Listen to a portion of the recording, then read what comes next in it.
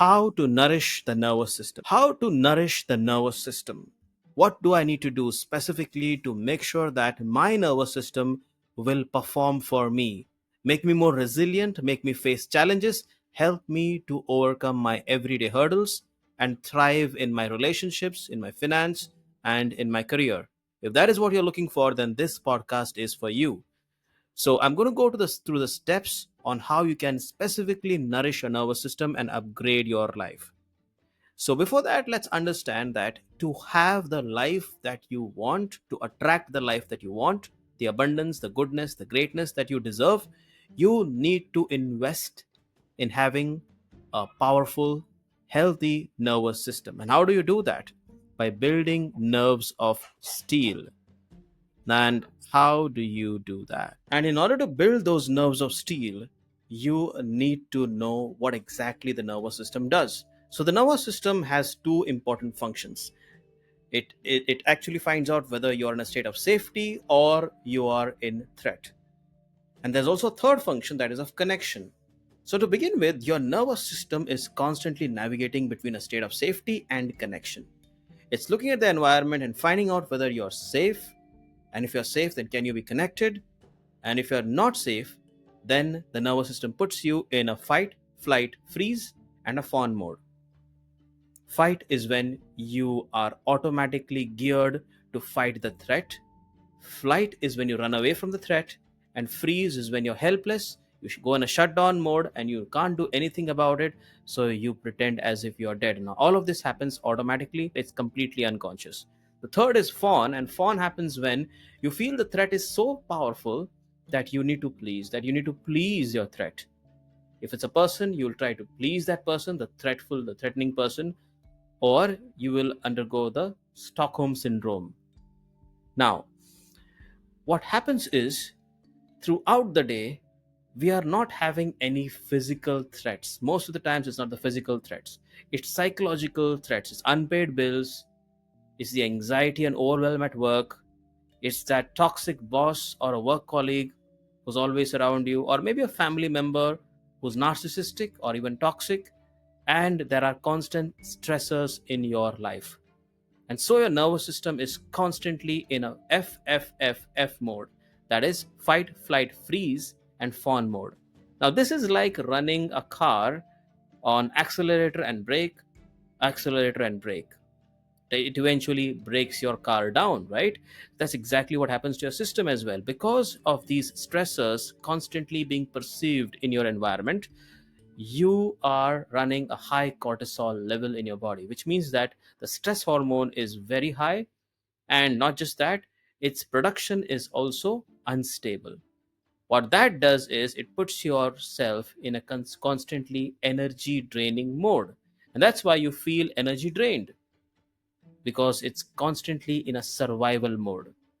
I always tell my clients that you are paying a heavy price when you're constantly on a survival mode, because your survival brain consumes all the energy which is supposed to go to your immune system, which is supposed to go to your circulatory system, your digestive system, and your hormonal system. So all of that energy is just being consumed to keep you alive. Now, what do you do? How do you move away from those states? The answer lies in building nerves of steel. Now, while I have a complete detailed program, a 30-day program where I help you to develop nerves of steel, in this podcast, I'm going to share with you what you can do to begin with. So, the good news is that your nervous system is naturally adaptable, and we can use that to program it. So, here's what you need to do. There are 7 ways in which you can nourish the nervous system, and I'm going to give you all concrete steps right now. Number 1. Step number 1 is consciously cool yourself down. You had a busy day, come back home and get some ice packs and just hold those ice packs with both your hands. Yes, you will undergo some pain.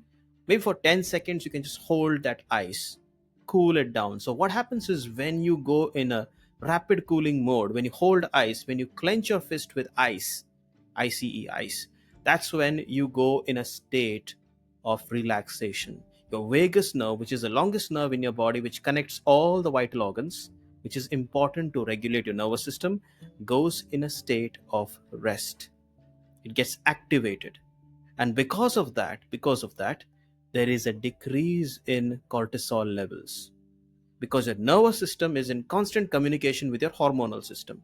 So now your cortisol levels go down. And because of that, the inflammation in your body, which is nothing but hyperacidity in your body, also goes down. All of that helps and gives you an antidepressant effect. It's like popping an antidepressant pill, but much better than that. That's right. You just relax down. The next step that you do is you consciously heat yourself up. Go for a hot shower or for a hot bath. What this does is, again, it does the same thing. It helps you to activate your vagus nerve. Try this out.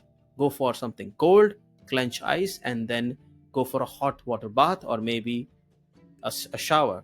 One of the things that I help people to do, or I tell them to do, is you can clench ice for 10 seconds and then put the same hand in a hot water tub. It has to be slightly more than warm, it has to be hot. And then again, do the same thing. Again, clench ice, alternate it, clench ice for 10 seconds, put that same hand again now in a hot water tub. You can alternate between hot and cold, and that has a extra effect. That can be a bonus. What else can you do? Go for a full body massage at least twice in a month. This has a powerful calming effect. What this does is, according to studies, it decreases the HPA. What is HPA? It is hypothalamic pituitary adrenal activity. Now, this is a super system. It's your pituitary gland and your adrenal gland working together with your hypothalamus. And what that does is, because of its decreased activity, the immune system gets enhanced. So the HPA, when it's not functioning very high, when it's functioning in a low mode, that's when the opposite happens. That is, the immune system starts working very well. Not just that, it also helps to release oxytocin, which is more of a relaxing hormone and makes you feel safe and happy, genuinely happy.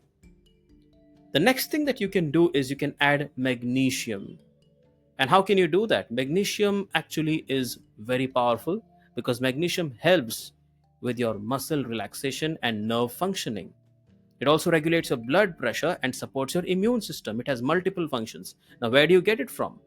You get magnesium from oats, almonds, cashews, fish, tofu, avocado, and apricots and figs. These are usually what you get in the market. So make sure that your diet includes all of this so that you have enough amount of magnesium. You can also do the next thing, and that is increase your omega 3. Now, the best thing is omega 3 and magnesium usually come in the same food. For example, in avocados and almonds and cashews, and also having some olive oil or flaxseed. So you get omega 3 from all of these sources. You also get them from cold water fish and also from mustard. Especially when it comes to fish, you get it in salmon and mackerel. You get your omega 3s from all these sources, and these are regularly available, so there's no need for you to have a supplement if you can have a daily diet of your omega 3s and your magnesium with these commonly found foods in the market.